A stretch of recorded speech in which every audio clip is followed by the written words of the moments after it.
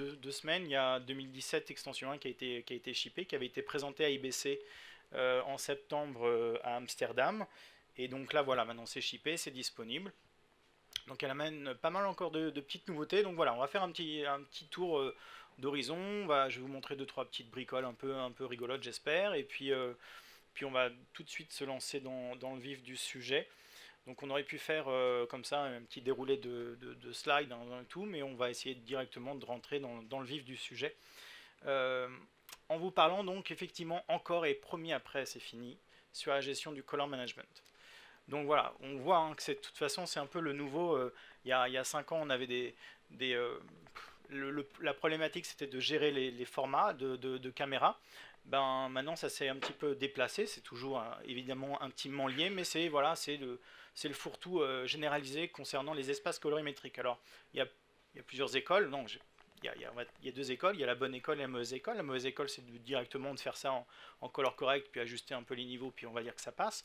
Puis il y a une vraie réflexion un peu de fond qui peut être un peu rigoureuse, donc au niveau vraiment de l'artiste, ça peut être vraiment galère, c'est pas spécialement à lui de faire ça.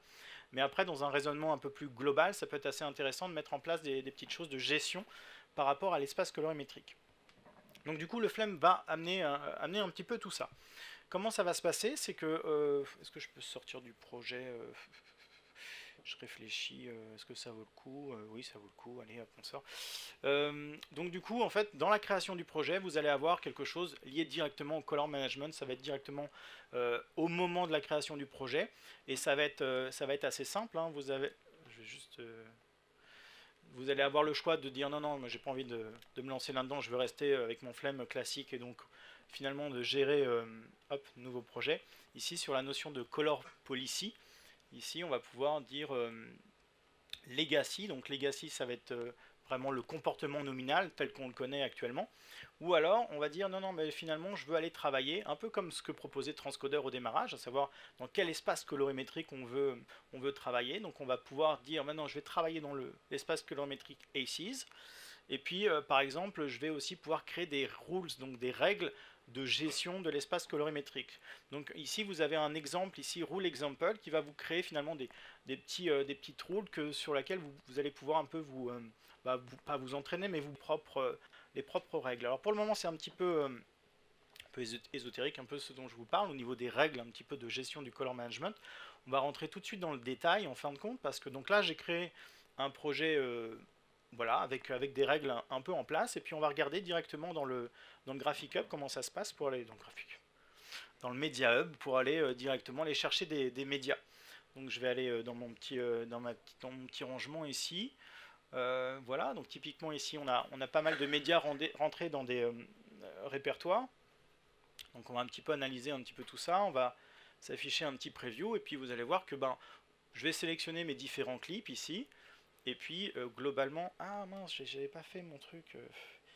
Le problème de répéter avant la démo, c'est que ben, du coup, il faut défaire un peu ce que je voulais vous montrer. Donc voilà, l'effet de surprise un peu gâché, je suis déçu. Donc du coup voilà, donc l'idée ici c'est que je sélectionne ici des clips et globalement vous voyez que c'est plutôt bien posé, ça a l'air d'être assez normal. Et en fin de compte, malgré tout, ce que je suis en train de faire, c'est que je suis en train de sélectionner des clips d'horizons complètement différentes. C'est-à-dire ici, ça c'est un rush qu'on utilise beaucoup qui vient de la Riro qui est en log C. Ici c'est un pur Rec 709. Là c'est un pauvre truc filmé avec l'iPhone. Là c'est une image OpenEXR. Bah, plusieurs images OpenEXR photo. Voilà, j'ai plein de choses. Et donc du coup, comment on fait et donc du coup, ouais, je me coupe un peu. Donc du coup, voilà, le Flame va être attentif à cette information de colorimétrie. Donc deux solutions, soit il va les récupérer dans les métadatas du fichier, soit il va les récupérer à partir des règles qu'on lui a instruit. Et donc ces fameuses règles ici, alors juste je vous montre, par exemple il y a quelques plans ici où on voit que le contenu est un petit peu délavé, que c'est pas véritablement le bon espace colorimétrique euh, adapté. Alors pourquoi ça? C'est tout simplement parce que donc là c'est un fichier RAID, ce fichier RAID il est débayorisé, pourquoi non tout petit, on va se mettre en half good, il est débayorisé dans une color qui est en red color et en red log film, d'où le fait que ce soit un peu la vase comme ça. Donc du coup, il va falloir que je lui dise, bah non, ce sera du red log, donc si tu peux me l'afficher correctement pour mon écran à moi. Et donc voilà, donc une règle assez simple qui peut être mise en place, c'est tout simplement, on va dire qu'on va partir du principe, alors en tout cas pour ce projet-là, que chaque fichier RED va être débayerisé dans ce format-là, donc dans du red log. Et donc de cette manière-là, je vais pouvoir aller ici dans mes préférences, dans Color Management ici. Vous voyez que j'ai des règles d'import ici. À côté, j'aurai des règles de visualisation, un peu plus complexes, mais en tout cas l'idée est là. Et donc du coup, ben, je vais créer une rule ici, hop. Je vais aller la nommer red. Et puis je vais gérer finalement la règle, ça va être en fait une analyse de l'extension de mon média. Donc je vais mettre R3D. Après, ce qui est assez intéressant avec le settings des rules exemple, c'est que ça me montre un petit peu la nomenclature. Ici, vous voyez qu'il y a DPX, mais il y a des trucs un peu bizarres avec des crochets ouverts, crochets fermés, des lettres majuscules. C'est tout simplement parce que en fait, on va pouvoir gérer le fait que l'extension soit en minuscule ou en majuscule. Donc voilà, la norme, c'est effectivement entre crochet ouvert, crochet fermé, de mettre les deux lettres petit r, grand R, petit d, machin, etc., etc. On peut aussi travailler sur le pattern du fichier, donc non plus sur l'extension, mais sur le nom de fichier lui-même. Par exemple, de détecter, de flaguer, par exemple, dans le nom de fichier qu'un fichier est HDR, par exemple, pour que automatiquement le Flame le reconnaisse et le flag comme HDR.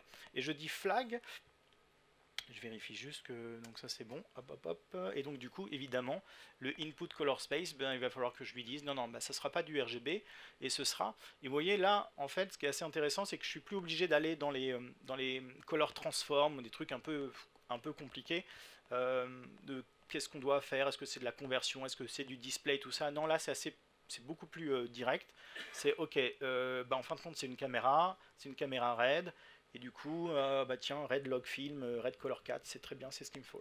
C'est ce qu'il me fallait. Ok, ma règle est ici maintenant en place, donc du coup, je ressors. Mon Media Hub, il se fait un petit update rapide, et du coup, maintenant, mes fichiers Red sont à nouveau correctement mis dans le bon espace colorimétrique. Donc voilà, donc ça c'est intéressant. C'est intéressant d'une part parce qu'il n'y a pas de modification de l'élément, c'est juste du tag. Et on va le voir un peu comment ça va se positionner directement dans le batch. Donc je pourrais les importer, je l'ai juste fait un tout petit peu avant. Donc du coup on va regarder un petit peu concrètement ce qui se passe dans le batch, ou dans les outils vraiment de travail. Donc déjà dans un premier temps on peut regarder ici des images qui sont flaguées. Alors donc là, ouais, j'allais dire une bêtise, j'allais dire sur la télé vous n'allez pas voir, mais donc sur les images, ici vous avez la résolution, la quantification colorimétrique, mais aussi maintenant une information que vous pouvez virer éventuellement sur est-ce que je connais son espace colorimétrique. Du coup, si elle est en unknown, ben la view ici se met en default et ne s'active pas pour autant. Et si moi je veux le gérer convenablement, et ben par exemple ce fichier un petit peu lavas comme ceci, ben, il faut que j'aille ici connecter mon color management et que j'aille lui dire qu'il s'agit d'une courbe en slog, de manière à ce que automatiquement ma fenêtre de prévisualisation s'applique convenablement. Sauf que ce que je vous ai montré, c'est qu'en fonction des règles, les choses peuvent être taguées directement. Donc du coup, maintenant, eh bien, vous voyez que maintenant, quand je sélectionne donc mes clips, ceux-là même que j'avais dans le Media Hub, bah, automatiquement, ma fenêtre ici s'applique à me montrer ici des choses, Alexa Rendering, vidéo, donc colorimétrique, on est du vidéo standard, etc. etc. Donc voilà, l'idée c'est on se prend un petit peu, pas la tête, mais voilà, on prend un petit peu quelques minutes pour paramétrer le projet de manière à ce qu'après, dans le workflow, on n'ait plus à gérer, ça correctement. Dernière petite chose concernant tout ce qui est composition, parce que forcément, donc là c'est bien, ma fenêtre de visualisation s'adapte, donc ça c'est plutôt cool. Par contre, à un moment donné, ces éléments, je vais les mixer entre eux. Donc, du coup, comment ça va se passer, puisqu'à un moment donné, je vais les mettre dans la même fenêtre de visualisation. Et bien, donc du coup, on va revenir ici sur la gestion du color management. Donc je vais déjà linker ici mon média, comme ceci. Et puis je vais amener ici celui-ci. C'est déjà mis en place, plutôt bien. Donc une magnifique composition, hein, plutôt film de vacances qu'autre chose, mais voilà. Donc là, on voit que le chien ici n'est pas correctement rendu, puisque quand je le regarde tout seul, il est beaucoup mieux. D'ailleurs, je crois que j'ai mis un petit color warper. Ok, on va dire ça. Je vérifie ici. Donc en fin de compte, la question qui va se poser, c'est ok, bah alors mon action, il va travailler dans quel espace colorimétrique? Donc tout simplement, dans les préférences d'action, il y a un nouveau petit module de paramètres qui vient ici me dire ok, bah action est vraiment gérée par mon Color Management System. Et donc il me propose de travailler en ACES, donc du coup il faut qu'on on transforme ou on adapte tous les éléments qui viennent dans notre composition en ACES. Donc du coup ici on va pouvoir aller rapidement dans le Color Management System et aller placer ici directement l'information en ACES pour qu'on ait quelque chose de voilà, un peu dark là-bas. Pourquoi c'est bizarre? Donc voilà, donc le Color Management System avec des règles d'import et de viewing tend à voilà, simplifier tout ce qui est gestion voilà, d'éléments d'horizon un peu plus variés. Donc voilà, donc ça c'est une des nouveautés de la 2017 X1 à prendre en considération. On va rentrer un petit peu plus, ouais, ça y est, on arrête sur la partie colorimétrie, on va rentrer un peu dans les spécificités vraiment du travail du quotidien. Là, clairement, Autodesk a vraiment envie d'aller sur ce terrain-là aussi, de vous écouter, de tout ce qui est retour utilisateur, et puis d'aller vraiment optimiser bah, voilà, l'utilisation du flemme qui est déjà correct, hein, évidemment, mais voilà, l'idée vraiment de faciliter tous les travaux au quotidien. Et donc ça va commencer par cette petite nouveauté que vous avez aperçue hein, forcément dans le batch. Ici des petites fenêtres et puis on va regarder ça dans un contexte un peu plus bah, voilà, réel, vie réelle. Donc on va changer de batch ici. Je vous ai pas parlé d'un petit truc ici, c'est dommage. Je vais tout de suite vous en parler, petite parenthèse. Donc ici dans la gestion je cherche mon petit média. Dans le Media Hub, je suis passé assez vite sur évidemment Color Transform et tout ça. Il y a un truc super important, c'est ici par exemple, vous avez une image OpenEXR. Donc déjà en termes de metadata, en termes d'options que vous pouvez avoir ici dans le Media Hub, c'est toutes les metadatas de l'OpenEXR. Avant, le flemme était un peu chiche par rapport à ça. Voilà, maintenant, peu importe les OpenEXR que vous sortez, il y a toutes les informations des différentes pistes, etc. etc. Donc c'est assez intéressant. En plus, vous savez que dans les précédentes versions, on n'était pas capable de gérer les multi-layers, il fallait vraiment directement l'intégrer dans le batch. Maintenant, c'est possible. Du coup, on va regarder un peu comment ça se passe. C'est un peu comme on gérait l'alpha channel. En fin de compte, on va pouvoir ici avoir une option supplémentaire qui dit ok, bah non, c'est un multi-channel clip tout simplement. Donc ce multi-channel clip, je vais l'importer dans mon batch ici directement. Hop, je vais le mettre ici. Voilà, multi-channel. Tac. Donc vous voyez qu'il est flagué EXR, qu'il est flagué multi. Et puis ici, du coup, quand je vais devoir le manipuler ici, eh bien sa sortie ne sera pas disponible. Si je veux aller connecter ici quelque chose, je ne pourrai pas, tout simplement parce que du coup, il y a toutes les couches embarquées dans le clip. Donc voilà, donc ça c'est cool, parce que bah, du coup, on va pouvoir archiver un petit peu tout ça et le gérer de la façon classique. Donc, on a un petit batch de motion graphics ici, qui est assez intéressant. Voilà, donc une petite mise en place créa et tout ça. Et puis on a notre batch ici qui est assez, bah voilà, c'est pas évident de lire ce qui se passe. Donc du coup, on va essayer de réorganiser un petit peu les choses. Donc on va déjà, forcément, on arrive à lire un petit peu tout ça. Donc on a action qui est là, on a des petites choses ici qui sont un petit peu comme ceci. Donc c'est pas évident, donc on va essayer d'y voir un petit peu plus clair. Et donc pour faire ça, on va avoir besoin, donc déjà ici, une petite chose comme ça. Hop, je commence à un petit peu m'en sortir un petit peu. Et puis je prends un petit peu d'espace du coup. J'espère que je n'ai pas coupé le lien. Et puis voilà, on va regarder un petit peu comment est construit cette petite réalisation. Donc on va regarder dans un premier temps, je vais peut-être me mettre à la première image. Donc là il y a des petites choses ici. On va zoomer un petit peu dessus d'ailleurs, on va prendre un tout petit peu plus de place, voilà. Donc on a des petites choses ici, on a un petit graphique ici qui est assez rigolo, comme ceci, voilà, très bien. On a ensuite pas mal de petites choses liées à la sphère ici.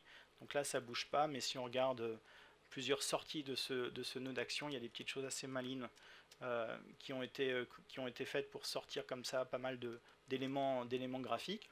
Et donc voilà, donc moi je vais essayer je vais faire une petite modification, et puis je vais déjà m'occuper de cette action-là, de toute cette branche en fin de compte ici.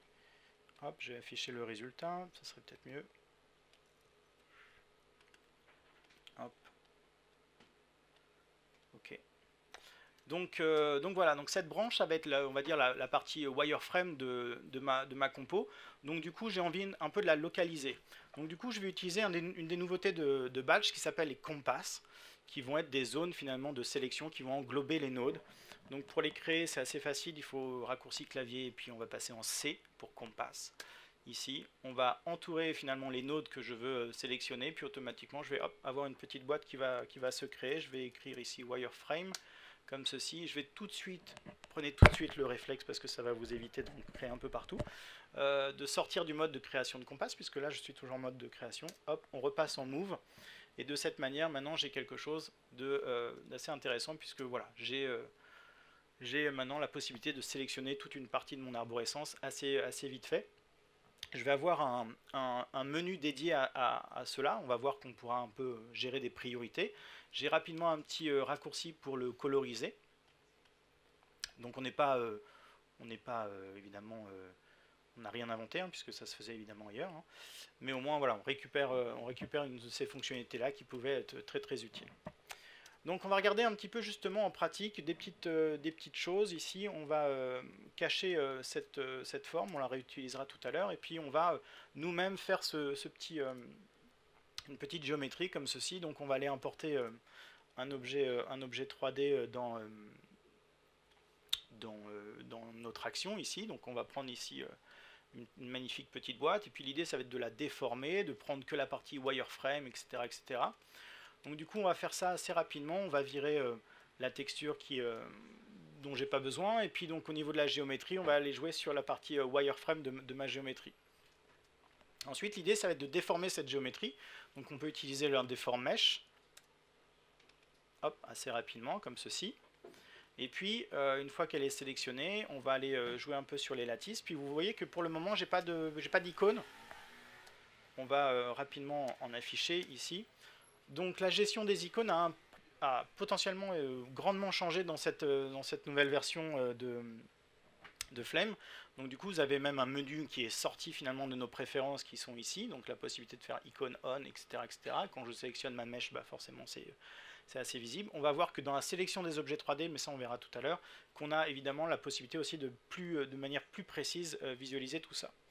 Donc je vais aller positionner ma shape ici, hop, comme ceci. Je vais faire quelque chose comme ceci, voilà. Là on va le positionner comme ça, très bien. On va se mettre sur Los Angeles ici, hop. Donc voilà, donc on a une shape comme ça qui commence aussi on va la rattacher ici, comme ceci, hop. J'aurais pu le faire ça dès le départ. Voilà, je réajuste bien. Donc du coup, je vais avoir une petite rotation qui va être générée un peu par mon axis principal. Donc ça, c'est plutôt pas mal.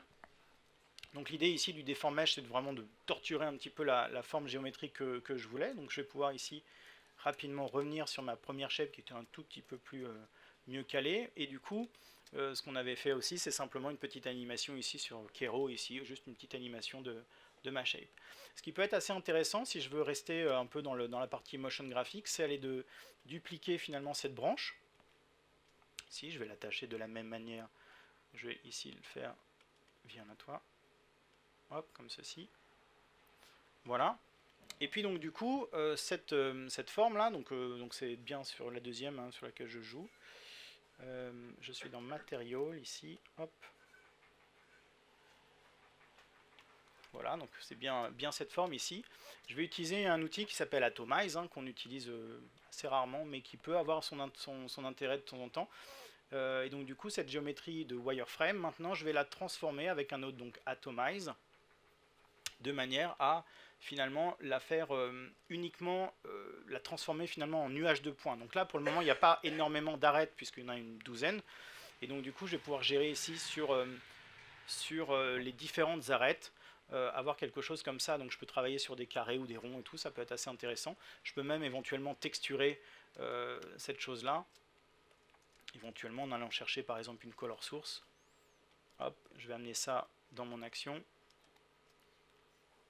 Ma color source, je vais la transformer en color noise. Rapidement, vous le savez, hein, le mux me permet rapidement de friser une image. Et puis du coup, maintenant, au niveau de ma geom ici, je vais la récupérer en tant que diffuse map pour aller, aller chercher des petites couleurs. Ici, je vais peut-être un peu jouer sur la teinte, etc., etc. Je peux peut-être ici faire un matte off, ça peut peut-être un peu aider. Et avoir un peu ce genre de choses, voilà, avec des couleurs un petit peu intéressantes. Donc ça me paraît bien. Je peux éventuellement les laisser un petit peu en plan pour le moment. Et donc vous voyez que je peux continuer un petit peu le coup de clean ici. Donc là on sait que c'est sur la partie un petit peu sphère, donc je vais repasser un peu en mode compass ici, hop. Donc ça c'est les sphères, etc., etc. Donc exemple, de tout de suite passer en move, parce que sinon ça a tendance à vous en créer pas mal. Puis vous voyez que là il y a pas mal de sorties d'action, il y a plusieurs ici sortie d'un compte par exemple qui vient nourrir un peu les différents médias, ça occasionne pas mal de petits croisements de liens.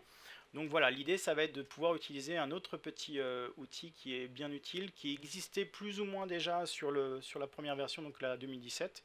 Donc là je refais un petit compass rapide, hop, là je vais l'appeler background, hop, comme ceci, je vais le passer en... Donc autant privilégier des couleurs assez sombres, hein, voilà, parce que sinon ça fait des trucs un peu bizarres. Et par contre, cette fois, je vais utiliser un elbow. Donc voilà, petite nomenclature, c'est compass pour les zones ici, et elbow pour les points d'accroche. Ça, on pouvait le faire déjà, on pouvait casser un lien, mais pour le moment, ce qu'on faisait finalement, c'était une sorte de petit point qui faisait pas grand chose. Là, ça va être un peu plus intéressant, parce que potentiellement, on va pouvoir repartir d'ici. Donc je vais aller ici sélectionner ça. Hop, je vais me mettre un peu ici comme cela. Et puis donc du coup ici j'ai pas besoin de ces liens là. Je vais me rapprocher ici, puis je vais repartir directement de ce connecteur ici qui va me permettre d'essayer de fluidifier un petit peu mon effet, quoi. Donc voilà, donc vous voyez ici peut-être des petits avancées assez intéressants côté batch pour aller réorganiser votre workflow. Donc ici on peut finir rapidement sur le globe, comme ceci. On va le mettre en bleu. Voilà. On repasse en move, tout va bien. Et puis évidemment, à un moment donné, je veux peut-être aussi, donc là j'ai fait les petits éléments, à un moment donné, je veux peut-être, parce que ça peut-être fait partie d'une autre composition encore plus grande, je veux pouvoir englober un petit peu tout ça. Donc rapidement, je vais pouvoir englober tout, par exemple, ident. Voilà. Donc là, forcément, vous voyez qu'il y a pas un petit souci, hein, mais concrètement, les autres ont disparu, tout simplement parce que le dernier que j'ai créé, forcément, est au-dessus, donc il va falloir que je lui dise, non, non, tu vas descendre, un peu comme dans la vue priorité, la possibilité de descendre un petit peu d'altitude pour se mettre vraiment en background, et du coup, ici, je vais prendre en considération un petit peu tout ça. Donc voilà, après, ça se passe relativement très facilement, parce que du coup, ici, ça permet de sélectionner les clips et... pas les clips mais les nodes, et ensuite pouvoir les manipuler. On peut aussi du coup évidemment manipuler chaque élément de manière autonome. On peut sortir évidemment du lot, et à partir du moment où il sort, il est plus contacté et connecté en fait à notre compass. Ok, un dernier petite parenthèse ici, on va pas faire une démo spécialement ici, mais on a ici un import node qui nous permet, qui va à terme remplacer le read node, mais qui va pouvoir être archivé, qui va pouvoir gérer beaucoup plus de choses par rapport au read node. Donc à voir, mais en tout cas, notez que il y a un import node ici qui est nouveau dans cette version. Je suis passé assez vite, c'est assez rare que je fasse une démo de Flame sans parler de la partie confo. Il n'y a pas énormément de nouveautés, il y a 2-3 petites choses. Gardez en tête qu'on a évidemment toujours la possibilité de conformer les projets avec évidemment les XML, etc., etc., les AF et tout. Là, toujours la possibilité de publier les séquences, toujours la possibilité de renseigner un outil comme Shotgun par exemple pour aller créer toutes les timelines côté metadata, côté Shotgun. Donc tout ça c'est évidemment là. Je ne peux pas vous montrer Shotgun parce qu'on est un peu limité en termes d'accès d'accès réseau forcément, mais voilà, évidemment, on a pas retiré ça. On va parler un petit peu de 3D, je regarde un petit peu l'heure, mais ça, je suis bon dans le timing. On va parler un petit peu de 3D, des choses qui ont un petit peu changé. Je réfléchis, on va faire un petit rappel sur plusieurs choses, même si on va aller très très vite, hein, sur la notion de 3D Shape. Vous savez, hein, la possibilité ici, ça va être magnifique, hein, mais en tout cas ici d'utiliser donc des Gmasks enfant d'un 3D Shape de manière à créer une forme en 3 dimensions. Ça fait un peu ringard de dire ça, mais donc voilà, donc des petites choses comme ça. Ça c'était là depuis quelques années maintenant, c'est toujours là évidemment. Je vous fais juste une petite piqûre de rappel par rapport à ça, parce que bah, du coup, et ça on le verra un petit peu plus tard, la gestion de la 3D dans Action a été vraiment décuplée. Mais on peut presque parler d'un moteur de rendu un peu différent, c'est pas tout à fait le cas, mais en termes de relation avec les objets 3D, en termes de rendu, il y a des choses qui deviennent vraiment exploitables sur un rendu final. Donc voilà, donc pouvoir créer comme ça des formes assez rapides, ça peut être assez intéressant. Donc 3D Shape, c'est toujours présent ici, hein, ça peut travailler ici en occlude et tout ça, il peut y avoir des choses assez intéressantes avec eux. De la même manière, depuis la 2016, Autodesk avait revampé complètement la partie tracking du Flame, hein. Donc c'est arrivé avec les Gmasks et puis c'est arrivé ensuite avec la notion de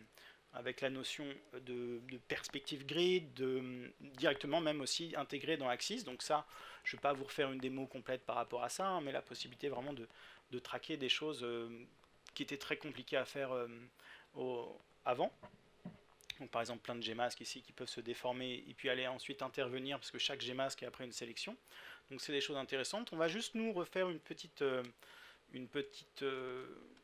compo un peu rapide juste pour profiter de ce qu'on avait fait ici jusqu'à présent. La possibilité aussi de voir des petites fonctions qui sont pas directement intégrées au logiciel Flame mais qui viennent des Matchbox, et voilà, on en parle depuis aussi pas mal de temps, mais vraiment les Matchbox c'est un puits de possibilités qui est assez phénoménal. Et donc du coup je vais vous montrer ça assez rapidement. Donc du coup on a ici cet élément là, celui-ci. Donc l'idée c'est qu'on va mettre ça en background, on va regarder 2-3 petites choses. Donc on va aller rapide sur ça. Pourquoi je fais ça moi? On va aller dans un modular keyer directement. On va se mettre comme ceci, puis comme ceci. Voilà. D'ailleurs, on va peut-être prendre juste la version défocus ici de mon élément. Donc vous voyez, j'ai pas utilisé le blur, j'ai utilisé un Matchbox défocus ici. Et puis je vais rentrer dans mon modular keyer. Je vais simplement faire un petit master key. Voilà, on va passer en double vue. Un truc intéressant, je vous ai parlé du fait que Autodesk mettait beaucoup de moyens, oui, mais d'énergie dans le retour client et dans vraiment l'expérience utilisateur du Flame. Donc du coup, par exemple, la gestion la gestion en fait des fenêtrages aussi, c'est quelque chose maintenant qui va être stabilisé. Donc du coup, quand on va changer d'un menu et qu'on va ressortir dans un autre, on va rester dans les mêmes configurations de fenêtres. Cool. Et en plus, dans les préférences, on va pouvoir aussi spécifier qu'on préfère travailler en 2 vues, en 3 vues, etc., par défaut, que ce soit quelque chose directement, qu'on nous accueille directement dans nos outils par la bonne vue. Donc, rapide, hop, voilà. On va faire ça vite fait. L'idée ici étant de vous montrer un petit outil un petit peu comme le pixel spread qu'on avait un peu évoqué il y a quelques temps maintenant. Hop, je reviens. Comme ceci. On va passer ici en page 2, je sais pas si c'est bien. Voilà, comme ceci. Ça peut être pas mal. Hop. Donc rapidement, je regarde si c'est pas trop monstrueux. Rapidement, ce qui peut être assez intéressant ici, donc là notre résultat il est comme ça, c'est magnifique. On a vu un pixel spread qui permettait de faire finalement revenir ou étendre en tout cas le front par rapport à un mat et tout. Ce qui peut être assez intéressant ici, c'est de faire revenir de la luminosité par rapport à notre fond. Donc évidemment, il y a plein de possibilités de jouer avec la découpe du masque et de faire des opérations logiques, etc., etc., de ramener et tout. Il y a aussi des Sparks aussi qui font ça. Mais gardez en tête qu'il y a un outil dans Matchbox qui permet de le faire aussi assez rapidement. Le plus long presque consiste à le trouver, je crois. Mais, donc on va aller le chercher ici. Il doit s'appeler Light Wrap ici. Voilà, c'est ici. Et donc notre Light Wrap ici, je m'aperçois juste que j'ai peut-être pris l'autre. Voilà, très bien. Voilà. L'autre ici, c'est un caméra FX, donc je vous en parlerai dans quelques secondes. Le Light Wrap ici va me permettre de prendre donc un front. Donc je vais prendre mon front, on va prendre ici ça, on va prendre un background aussi, donc le background ça peut être potentiellement notre fond justement, et puis notre mat ici qui va être la sortie de Master Key. Donc ça va pas être tout à fait correct, puisque moi dans le Master Keyer je lui ai demandé de me sortir mon front un peu color correcté, donc c'est pas tout à fait ce que je veux. Moi je veux véritablement sortir mon résultat principal. Et enfin dans mon Matchbox vous voyez qu'il y a des petites choses comme ça qui se créent. Donc c'est très discret, hein, c'est parfait. Non, évidemment, par défaut, il va falloir un petit peu ajuster des petites choses, mais vous voyez que automatiquement, au niveau du gain, peut-être même au niveau du threshold, on va essayer de baisser un petit peu, comme ceci. Le gain aussi, on va un peu se calmer. Vous voyez que finalement, je vais pouvoir assez rapidement récupérer. Donc je fais des choses un petit peu violentes, hein, forcément, pour que ce soit bien clair, et puis je sais pas dans quelle mesure vous voyez bien les écrans, mais vous voyez que rapidement, sans faire autre chose que de juste amener un outil, la possibilité de ramener comme ça des informations de teinte, d'intention lumineuse, du background sur mon premier plan qui peut être assez intéressant. Donc je rebalance ça dans mon résultat et ça sera très bien. Résultat. Donc voilà, donc ça c'était la première chose. La deuxième chose, je vais peut-être baisser un peu, c'est too much. Hop. La deuxième chose, c'était au niveau du tracking. Rapidement, se faire une petite piqûre de rappel sur... c'est quoi ça? Gradient tracking. Une petite piqûre de rappel. Si je veux maintenant ramener mon image dans mon téléphone, bah du coup, ici, aller prendre ça en background. Donc là, hein, j'ai un projet un peu particulier pour gérer la petite démo du color management. Donc mon action par défaut va être en A6. Donc du coup, moi, comme je ne suis pas véritablement équipé en termes de retour monitoring, du coup, on va lui dire non, bah, exceptionnellement, tu vas passer en Rec 709. Donc voilà, c'est dans les préférences d'action, ça se fait assez vite. Donc du coup, ce que je voulais vous montrer, donc oui, c'est de traquer un petit peu ça. Donc du coup, c'est assez...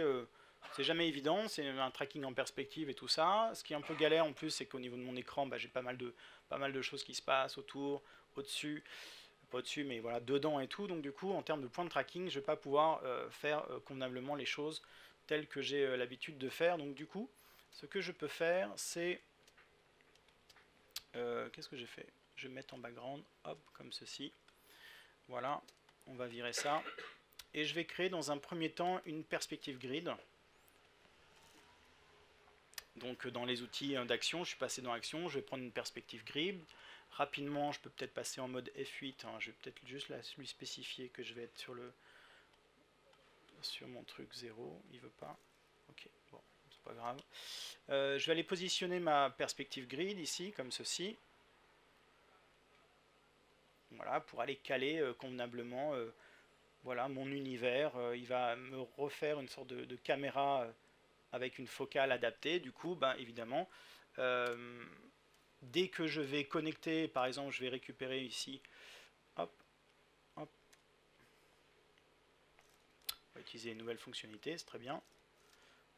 Dès qu'on va connecter ici mon footage ici, ben, et que je vais l'attacher à ma perspective grid, automatiquement il sera mis dans une certaine perspective et ça sera relativement correct. La question qui va se poser, c'est évidemment faire en sorte que ça fonctionne sur toutes les images qui suivent, et donc il va falloir traquer cette perspective grid.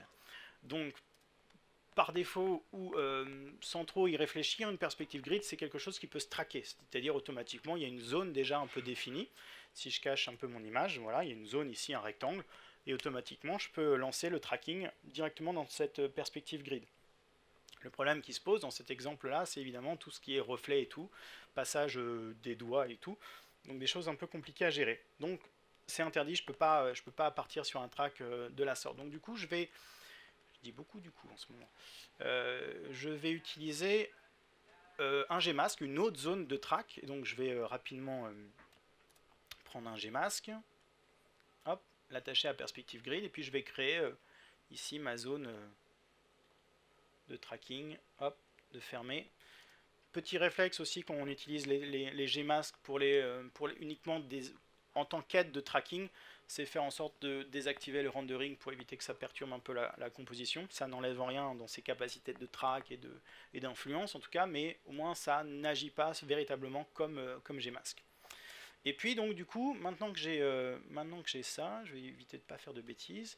Du coup, je peux utiliser mon onglet ici, icône, pour afficher que la partie Gmask de ma composition et de l'afficher en tant que sélection. Et puis je vais donc, là, si je traquais comme ça, forcément ça traquerait l'intérieur du Gmask, ce serait exactement la même chose que ma perspective grid. Non, j'ai utilisé le Gmask tout simplement parce que je vais pouvoir utiliser finalement une notion de softness. Donc je vais comme ça créer une softness assez précise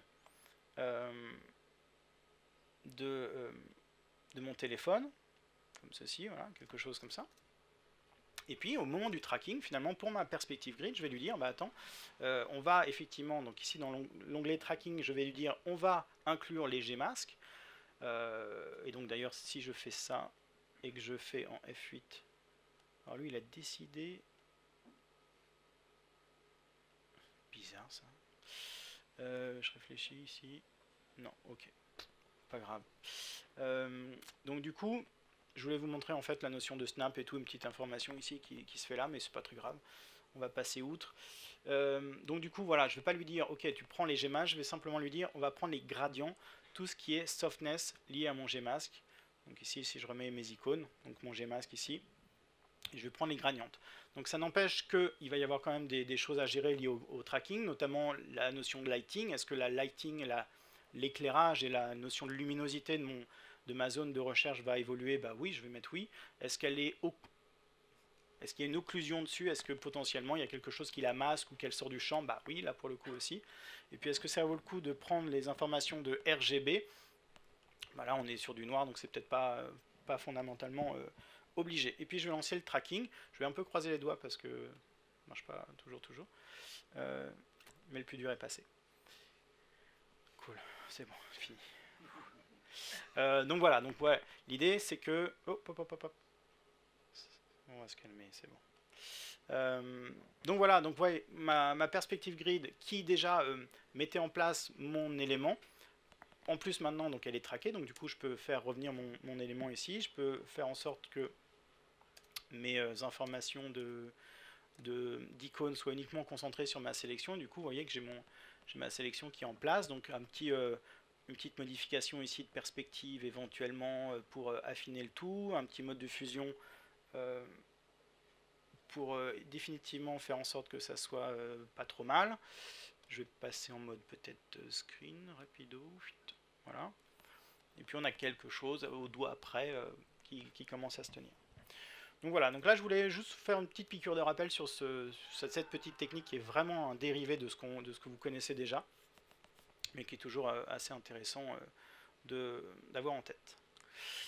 On passe sur la partie 3D, nos deux derniers arrêts, nos derniers stations de cette petite présentation.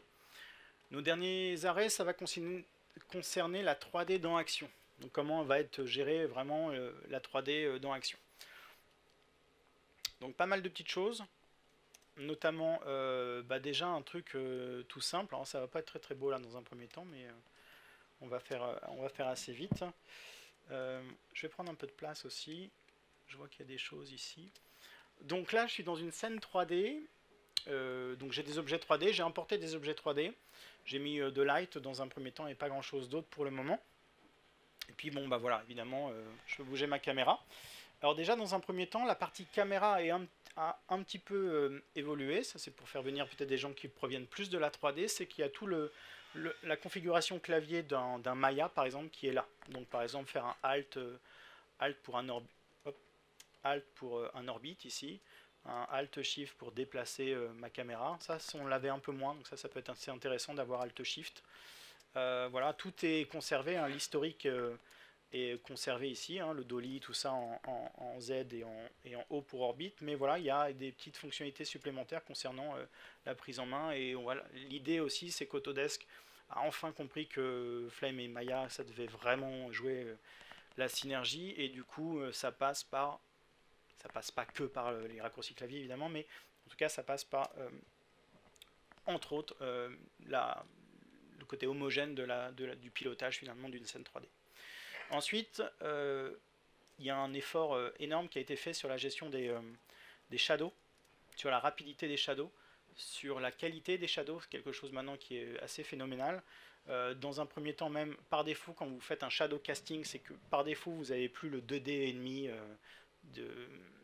des shadows, c'est directement de la 3D, donc ils sont assez sûrs du résultat, ils sont même en 2K, même directement au niveau de la shadow map, et ça bouge plutôt bien. Je vous montrerai que ça bouge aussi bien sur des éléments beaucoup plus fournis. Donc voilà, donc on a des ombres ici intéressantes. On a évidemment toujours au niveau de l'output, je pourrais vous le montrer ici, l'ambient occlusion, la possibilité d'activer ici l'ambient occlusion, qui n'est pas vraiment hallucinant par rapport ici, mais par exemple ici vous voyez sur la géométrie texte ici boob, hein, évidemment elle va générer des ombres ici sur le sol, alors que je ne lui ai pas spécialement demandé, en plus des ombres portées. Donc ça c'est assez intéressant. Et puis j'utilise un peu cette scène aussi pour vous montrer des petites choses au niveau de la sélection des objets 3D. Avant on était toujours réglé sur une sélection sur un bounding box, un rectangle, donc du coup c'était pas très précis dans certains cas. Maintenant on est vraiment directement sélectionné, c'est un peu perturbant au départ, mais on est vraiment directement, on sait réellement ce qu'on a sélectionné, surtout quand on a des objets qui sont enchevêtrés un peu comme ça, donc du coup on peut aller sélectionner les petites choses comme ceci, puis les déplacer, etc. etc. Au passage aussi, la modification et le pilotage un petit peu de tous ces objets 3D, eh bien, encore une fois, ça a été uniformisé, donc rapidement je vais pouvoir aller faire du scale ici, avec un opérateur visuel. Je vais pouvoir faire une rotation beaucoup plus facile. Il y avait déjà des petites choses comme ça, mais ça a été complètement uniformisé, et puis ça a été aussi mappé sur les raccourcis clavier de Maya en E, R, etc. etc. Donc c'est plutôt efficace. Vous pouvez aussi jouer sur la manipulation des objets. Par exemple, quand je suis un peu décalé ici comme ceci et que je veux déplacer mon objet visuellement, bah, je peux choisir est-ce que je le fais ici en fonction de ma caméra, comme c'est le cas ici, donc c'est à dire que ça va se déplacer sur un champ perpendiculaire finalement à ma caméra, ou alors je vais choisir, bah non, ça va être plutôt au niveau de mon monde, donc du coup je vais pouvoir rester vraiment sur des opérations de X, Y, Z stables, même si ma caméra bouge ou si elle est traquée, etc., etc. Donc vraiment pas mal de petites, c'est un peu le béaba, mais au moins les choses sont là, et les bases sont vraiment là et saines. Du coup ça m'amène à un autre exemple ici. Oh, il y a déjà des petites choses en place là. Pareil, encore effet démo. Ok, je vais cacher un peu ça. Bon, je vais tout cacher. Ok, hop, on cache ça. Et on va importer un objet 3D. On est une petite action, on va faire une petite utilisation un peu concrète de ça. Donc on a un petit fond, et puis du coup on va faire un petit effet de bris de glace, etc., etc. Donc on va importer un objet 3D justement qui a été exporté comme ceci. Donc on va aller dans Action, on va cacher un peu ça, on va dire qu'on n'a pas vu. Et puis on va aller importer. Donc tout à l'heure je vous avais importé un magnifique 3DS. Vous savez, on peut importer des FBX, on peut aussi importer SVG qui est d'un format vectoriel un peu standard. Et puis aussi des alambics, donc tout ce qui est ABC pour pouvoir aller récupérer des animations, des choses comme ça, des trucs assez puissants, assez léger et vraiment dédié à tout ce qui est streaming. Je vais aller le chercher ici, mon alambic ici, hop, voilà, et on va avoir un magnifique carré. Alors ce qui est assez intéressant, c'est que du coup je vous ai parlé d'animation, et si on regarde un petit peu justement l'animation de ça, c'est qu'on a quelque chose un peu comme ça, voilà, des bris de glace comme ça, on est en full 3D, alors je crois qu'on va pas être correctement orienté, mais on a des petites choses un petit peu comme ça. Donc du coup, ça peut être assez intéressant de jouer avec. Donc on va le positionner rapidement sur l'ensemble de mon image. Donc on va, hop, undo. On va passer ici en scale. On va le scaler rapidement. On va faire une petite rotation. Alors, je pourrais le faire sur le petit gizmo, mais on va faire un 180. Donc on va quand même rapidement faire ça. Et puis si on regarde l'animation, on voit que ça commence à exploser qu'à partir de l'image 130. Donc c'est un peu, voilà, on va pouvoir évidemment au niveau de l'ABC, on n'a pas énormément de contrôle, mais en tout cas on a hop. Attendez, ok. On va pouvoir ici jouer sur le timing, jouer sur l'offset du timing. Donc là on a vu que ça a commencé à l'image 130, putain. Donc je vais offsetter de 130 images pour que ça commence assez rapidement. Voilà. Donc là, la première image, hop, ça part. Pas tout de suite, ça réfléchit un peu et ensuite ça part. Et ça fait notre explosion. Et donc du coup, on peut faire pas mal de choses. Donc, moi, ce que je voulais faire, c'était rapidement mettre une map de diffuse, par exemple, dessus. Voilà, sur notre objet 3D. Donc pour le moment... ça fait quelque chose un peu comme ça, en plus ça fait un truc un peu bizarre, donc bon ok, moi je veux pas ça, je vais simplement faire une projection dessus. Je vais jouer sur les propriétés de ma texture, passer en mode projection, résulte caméra, donc ça c'est plutôt cool. C'est voilà, classique, pas de souci. Donc du coup là par contre la projection et la texture ne bougent pas. Mais bon, pour le moment on va dire que ça peut le faire. Par contre maintenant j'aimerais pouvoir faire en sorte que l'image soit un petit peu plus terne, que ce soit un peu qu'on ait la sensation un petit peu de regarder à travers une vitre et tout.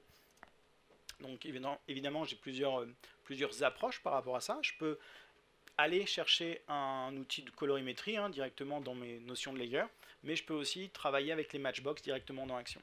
Donc je vais prendre ici une matchbox, donc hop, je vais aller dans les matchbox qui sont embarqués avec Flame, je vais prendre un color correct tout simple. Ici vous voyez que maintenant c'est un outil directement dédié à Action, je ne le vois pas dans Batch, et je vais pouvoir éventuellement jouer et ternir un petit peu mon image comme ça en décalant un petit peu mon offset. Je peux récupérer un peu de contraste ici, mais voilà, l'idée au contraire c'est de perdre un petit peu le contraste comme ceci. Ce qui peut être assez intéressant aussi, c'est de faire un effet de blur ici. Donc du coup je peux utiliser un matchbox et récupérer le matchbox que j'avais utilisé tout à l'heure, par exemple sur un croc défocus qui peut vite le faire. Donc vous voyez que j'utilise en fait, ouais, c'est bon. Je vais utiliser donc des outils d'effet directement sur les textures. Donc là du coup je vais pouvoir comme ça jouer sur mon défocus. Puis forcément quand on va ouvrir la glace il va se passer des choses. Il y a des choses vraiment rigolotes, par exemple ici, je peux le faire directement dans Action. Ça sera un petit peu, alors forcément qui dit effet réalisé sur un même objet dit quel ordre va être appliqué. Du coup dans les priorities ici, à partir du moment où vous utilisez un matchbox ou vous sélectionnez un matchbox, vous avez la priorité finalement des différents effets que sont, sur lesquels est appliqué, non, qui sont appliqués sur l'image. Des trucs intéressants ici, matchbox, on va aller chercher par exemple un truc qui s'appelle sweat ici, qui va finalement me créer comme ça des petites gouttes d'eau directement sur ma texture. Alors je vais pouvoir jouer ici sur le côté irregularity, voilà, des petites choses comme ça, et puis de faire en sorte que ça explose. Donc après, moi je vous avais préparé des petites choses, mais on va pas avoir le temps parce que Jean-Pierre s'est rapproché. Donc du coup, voilà, j'avais fait des petits reflets et tout, etc., etc. J'avais fait flame et tout. J'ai bossé, hein, truc énorme. Donc voilà. Et puis du coup, sur la fin, j'avais utilisé des trucs un peu comme ça. Alors pour le coup, c'est des choses que j'aurais pu faire un peu en post-rendu avec du défocus et tout, mais vous voyez que je suis vraiment toujours à ma sortie d'Action, réaliser son trucage. Donc voilà, ça veut dire que Action est capable maintenant de gérer des post-process. Vous voyez que ça va assez vite ici, donc on voit du motion blur, on voit des petites choses un petit peu en défocus. On va regarder un petit peu tout ça sur un dernier exemple, si on a le temps. Ça va être bien, hein? Ok. Donc dernier exemple, on va s'intéresser à la partie donc caméra FX, qui sont évidemment la traduction de ce que je vous ai montré là comme ça visuellement. Et puis aussi on va parler de tout ce qui est PBR, qui est voilà, c'est ce que je vous teasais un petit peu tout à l'heure sur la partie un peu moteur de rendu, un peu next-gen, qui est assez intéressant. Donc voilà, on va jouer avec un petit modèle qui est assez joli, hein, clairement. mais qui dans un premier temps il va pas être très mis en valeur. C'est moi. Donc on est dans mon action tout simplement, on a importé juste ce modèle là, on a juste fait une petite rustine ici pour faire notre réacteur spatio-temporel et tout, qui est un peu du pauvre, mais voilà, en tout cas c'est là. On va activer le shading dans ma scène, on va peut-être afficher juste ici ici notre light, on va activer notre shading dans ma scène ici, comme ceci, et donc on va avoir voilà, notre premier éclairage, etc., etc. On peut afficher donc une deuxième light, évidemment. On peut unifier, mutualiser la gestion des shadow casting par rapport à ça. Donc vous voyez que le modèle se densifie un petit peu. Où est-ce que j'ai mes... J'ai plus mes lights. J'ai plus mes lights. Voilà. Hop. Ok, light. Ok. Et vous voyez que pour le coup, ben, ça bouge assez bien. Mon modèle, je ne vais pas vous donner les facettes, hein, mais comprenez l'idée un petit peu. Donc voilà, et on est en 3D casting, et on est sur du shadow map en 2K, donc c'est des choses qui se sont vraiment améliorées par rapport à ça. Ok, par contre, moi je veux pouvoir utiliser cet objet vraiment dans un plan def, et donc du coup, bah, en termes de rendu, il faut vraiment que je fasse quelque chose d'intéressant. Donc du coup, ce que j'avais moi jusqu'à présent, c'était déjà un truc qui était pas mal du tout, c'était la possibilité d'activer l'ambient occlusion directement dans la sortie d'action, ici, dans les outputs, ici, faire en sorte que, hop, j'ai un petit ressenti assez intéressant de ma 3D, des ondes de proximité, tout ça. Et puis aussi, j'avais la possibilité de mettre des IBL, donc des éclairages un petit peu naturels, en HDR, l'ancêtre. Et donc du coup, bah, c'est toujours le cas. Donc je vais pouvoir faire ici un IBL, voilà, ce qui est assez... Tant pour moi.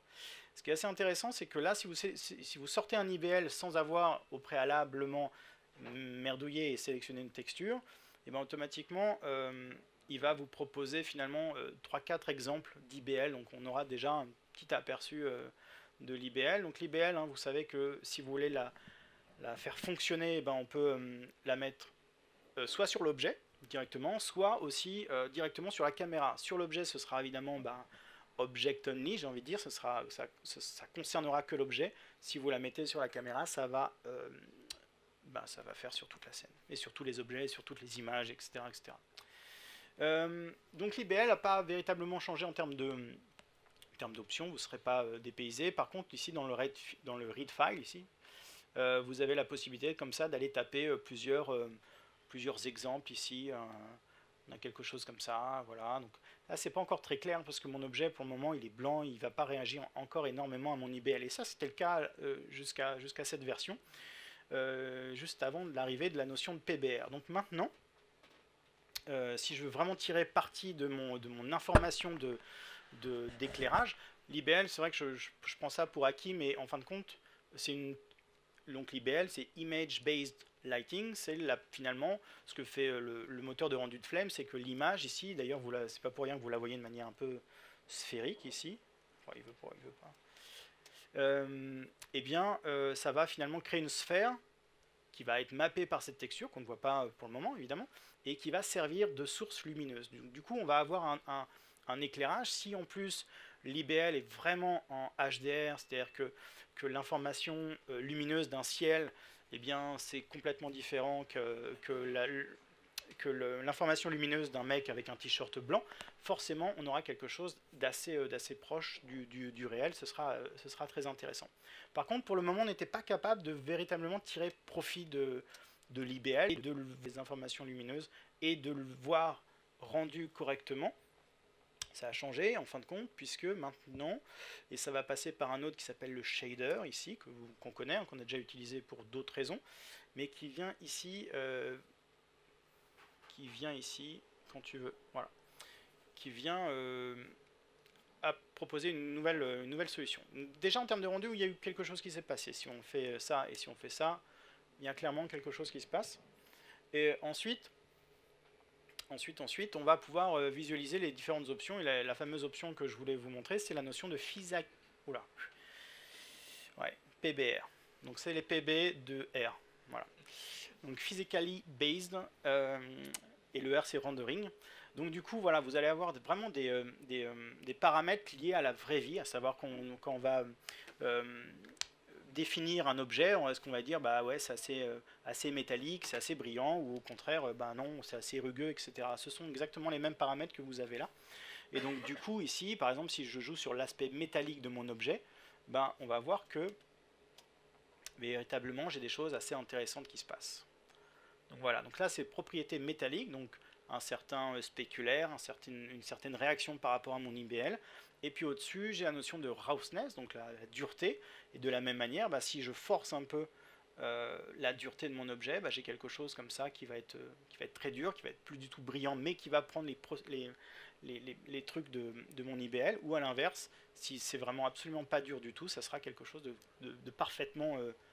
ça sera complètement chromé. Donc du coup, on fait un petit jump ici d'un setup d'action, juste pour vous montrer comment va réagir... ah oui, non, ça je pourrais juste vous montrer avant. Hop, hop, hop, hop. Donc du coup... Je sais pas ce que j'ai fait là. Allez, on va là. Ok. Donc du coup, même principe, ici, on va juste afficher mon IBL ici. Voilà, quelque chose comme ça. Ah bah non, je suis parti en arrière. Bon, c'est pas grave. C'est pas grave. Je voulais vous montrer ça, mais c'est pas grave. Je vais être obligé de le faire. Hop, j'ai perdu du temps, Jean-Pierre. Pas grand chose, hein, mais il y a peut-être une minute dans la balance, quoi. Si en plus il y a un autosave, on est mal. Donc, tac, tac. En plus ça va venir. Non. Hop, ouais, c'est bon. 5 minutes. Oh putain. Ouais. Ok, donc je vire tout ça, je récupère mes IBL. Voilà, et donc du coup, au niveau de l'IBL, donc on en était là. Je vais juste activer un truc assez rigolo, la notion de l'IBL, c'est d'utiliser réellement comme background pour véritablement voir non seulement l'impact sur l'objet, mais aussi voir un petit environnement ici qui peut être intéressant. Et puis du coup, j'ai fait n'importe quoi tout à l'heure. Du coup, je vais externaliser un peu ça. Je vais juste voir dans quel... Ah oui, d'accord, c'est un read file, comme un as. Ok, donc je vais prendre ici cette image-là, en IBL. Hop, voilà. Et puis on va remplacer ça par ça. Du coup, on aura autre chose. On va récupérer le background. Voilà. Et on a quelque chose un petit peu comme ça. Donc vous voyez qu'en termes d'intégration, déjà, c'est assez probant. Ce que je voulais donc du coup vous montrer, c'était la réaction par rapport à un autre changement, par exemple de truc. Donc un truc qui est pas mal aussi, c'est la notion de contexte ici qui a changé. Donc on va se mettre ici en contexte. Voilà. Donc on passe ici en vue de contexte. Et puis même en vue de contexte, en fait, vous allez être capable de modifier les choses. Vous voyez, donc là, ça va peut-être prendre... Ok. Bon. Ouais, bah écoute, c'est comme ça. Ce que je voulais vous montrer, c'est un peu raté du coup. Non mais alors attendez, je vais quand même vous montrer parce que c'est important. Hop, on va blurrer ça. On va se mettre ici en blur. On va se mettre en contexte 2. Hop, contexte 2. On va passer ici en contexte 2. Et ce que je voulais vous montrer, voilà, on est en contexte 2. On a notre blur sélectionné pour le moment. Je vais passer ici sur mon mode d'action. Et bien malgré le fait que je sois en contexte, et bien je vais pouvoir véritablement travailler sur mon action. Donc du coup, je n'ose pas toucher mon objet, mais ouais, il faut le faire quand même. Hop, voilà. Vous voyez que je bouge en contexte alors que j'ai une visualisation après. Ça, c'est les manipulateurs en fin de compte de l'outil sélectionné n'allaient pas jusque la vue de contexte. C'est possible que c'était arrivé en 2017 ça. Donc voilà, donc je voulais juste vous montrer le fait que ici on va revenir sur notre vue contexte ici comme ceci. Voilà. Et on va couper notre petit lien vers notre IBL quand tu veux. Voilà. Comme ceci. Et donc du coup on va pouvoir connecter par exemple une autre IBL pour voir un peu les environnements qui vont en découler. On va pouvoir ici jouer sur le shader, voir un peu quelque chose comme ça, beaucoup plus intéressant. Et puis donc vous voyez qu'en fonction des environnements dans lesquels on va, et ben automatiquement notre vaisseau s'accorde et s'intègre assez bien. Donc voilà, donc des petites choses intéressantes. Ça va un petit peu plus loin, dans la mesure où ici, je vous ai montré finalement uniquement la notion de shading, la notion donc liée en fait au shader de notre objet. Je vais juste vous montrer un dernier truc, c'est la notion, donc le PBR ici va vous amener aussi des substances. Donc des substances, je vous en avais déjà parlé il y a des années, c'était les substances textures, qui amenaient déjà des premières notions. C'était un peu compliqué de les utiliser parce que justement le moteur de rendu n'était pas incroyable. Maintenant, ce sont des substances non plus textures, mais des substances PBR. Donc là, pour le coup, ça change véritablement la donne. Donc on va récupérer notre objet tel quel, et puis on va le mapper avec une substance PBR ici. Et encore une fois, on va avoir une petite bibliothèque, elle est un peu plus légère, un peu plus humble, mais on a des petites choses ici, donc qui sont classées par textile, par métal, par exemple, des bois, par exemple. Et si vous voulez un petit vaisseau spatial en bois, bah, c'est possible. On peut ici sélectionner ce bois-là, et puis on va avoir quelque chose un peu comme ça. Donc encore une fois, si vous voyez que c'est assez intéressant, c'est même plus qu'intéressant. On va avoir en fait, donc ce sont des substances qui sont encore une fois, je ne vais pas trouver le mot là parce que je me suis perdu. Merci. Procédural. Et donc du coup, on va avoir plus ou moins de paramètres en fait de gestion, par exemple des fibres, etc., etc. Ici, par exemple, je vais pouvoir jouer ici sur la présence ou non de fibres, etc., etc., des nœuds comme ça au niveau du bois. Donc des petites choses comme ça qui peuvent être assez intéressantes. Et évidemment, ce qui peut être intéressant, c'est de récupérer une vraie texture plutôt adaptée à ce qu'on veut faire, à savoir par exemple peut-être un métal. Ici, un métal, par exemple métal paint brush style. Voilà, on va faire quelque chose comme ça pour avoir un truc assez intéressant. Donc ça, c'est quasiment la fin. Il reste dernier truc, c'est tout ce qui est caméra FX. Donc là, on a déjà pas mal de choses liées au moteur de rendu, au niveau de l'objet, mais en plus, on a des petits artifices de caméra qui peuvent être... J'ai l'impression que ça résonne maintenant. Ouais, je suis pas sûr, parce que là, ça va être pire. Allez, on finit juste comme ça. Donc du coup, on en revient à une autre scène ici, qui devrait, si j'affiche ma vue de résultat, qui devrait arriver quelque chose un peu comme ça. On est sur un caméra, on est sur un objet... que je viens de faire dans l'absolu avec les mêmes matériaux, etc. etc. J'ai mis un petit lens flare au bout, une petite animation vraiment un peu rapide. Et on va utiliser les caméras FX pour aller parfaire finalement un rendu qui pourrait être intéressant. Donc les caméras FX, ce sont des Matchbox, encore une fois, encore elles. Je vais juste augmenter ma caméra pour avoir notre fond sidéral. Ici, dans le chutier d'action, dans les Matchbox, vous avez donc un nouvel onglet Matchbox et puis un raccourci vers des Matchbox, mais vous pouvez aussi aller chercher directement dans Matchbox. Eh bien, on va avoir des outils. D'ailleurs, je vais vous le montrer peut-être juste comme ça pour savoir un peu où les chercher. Dans Home, ici, vous avez des Matchbox directement liés aux actions caméra FX. Donc, ce sont des Matchbox qui ne vont pas s'appliquer à des textures, mais qui vont s'appliquer directement à des caméras. Donc, du coup, dans un premier temps, ce qu'on peut juste voir, c'est, je vous avais dit, un truc sympa pour le rendu, c'est d'activer l'ambient occlusion. Et effectivement, c'est pas désagréable. Par contre, l'ambient occlusion d'action, ici, le natif, il est plutôt pas mal. Il y a quelques réglages et tout, mais il est pas assez optimisé, en tout cas si on veut vraiment faire un rendu assez véloce. Donc du coup, on peut utiliser l'ambient occlusion de la Matchbox. Donc on va le supprimer, celui-ci. Et puis on va aller chercher dans les Matchbox un truc qui s'appelle Stingray. Donc Stingray, c'est le moteur de rendu de jeu qu'Autodesk a récupéré il y a quelques mois maintenant, qui a racheté du coup. Et du coup, il y a plein de techniques liées à tout ce qui est technologie de jeux vidéo. Et je vais aller chercher ici Stingray, j'aurais pu faire S, ça aurait été plus rapide. Et je vais prendre le Stingray Ambient Occlusion que je vais amener directement à ma caméra. Donc le Stingray Ambient Occlusion, vous voyez que ça refait plus ou moins la même chose.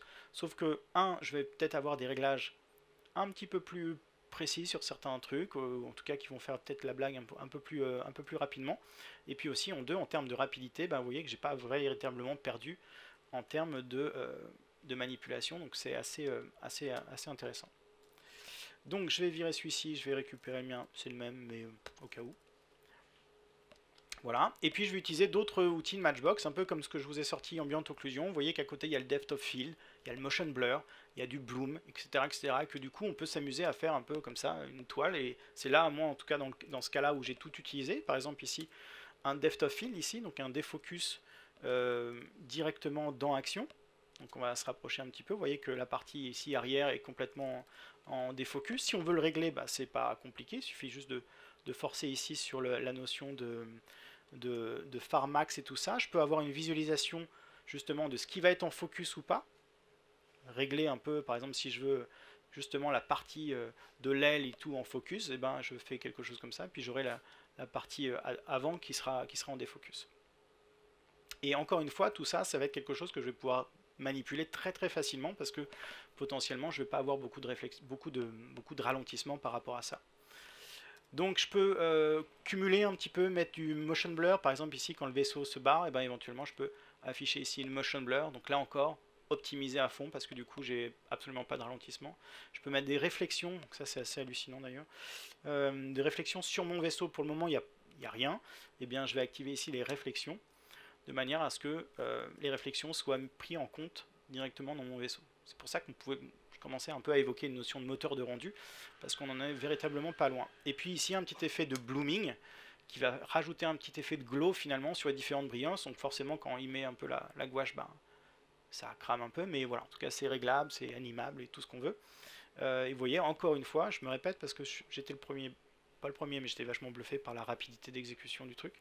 Et puis après, donc il y a encore une fois la communauté autour de Logic Matchbook qui va faire des choses assez intéressantes liées aux caméras FX. Et du coup ici, bah, par exemple, on va avoir une sorte d'explosion comme ça, volumétrique, qui va se créer. Et là encore, et ben en fait, on a quelque chose qui est volumétrique, qui est bah voilà, qui est très facile à mettre en place. Hein. Par exemple ici, si vous voyez que c'est un peu trop, bon, et ben on va pouvoir ici jouer sur le volume, sur les détails des différents trucs. Hop, je laisse comme ça. C'est voilà, c'est temps réel, hein, dans la manipulation, dans l'interactivité, c'est assez intéressant. Et du coup, bah, au final, après quelques minutes de plus, bah, on a des petites choses, hein, c'est comme ça, directement à la sortie d'action, avec un rendu assez intéressant. Bravo. Voilà, c'est tout. Voilà.